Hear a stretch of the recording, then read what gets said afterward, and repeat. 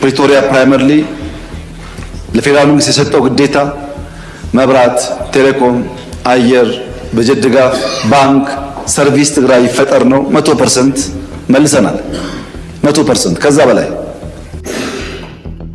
ከፕሪቶሪያ ስምምነት በኋላ በካሽ 45 ቢሊዮን ብር በቁሳቁስ ደግሞ በመኪና በኮምፒውተር በመናምን ደግሞ 19 ቢሊዮን ብር ረድተናል። 45 ቢሊዮን ነው ካሽ የሰጠነው። በምን በገንዘብ ሚኒስቴር 24 ቢሊዮን፣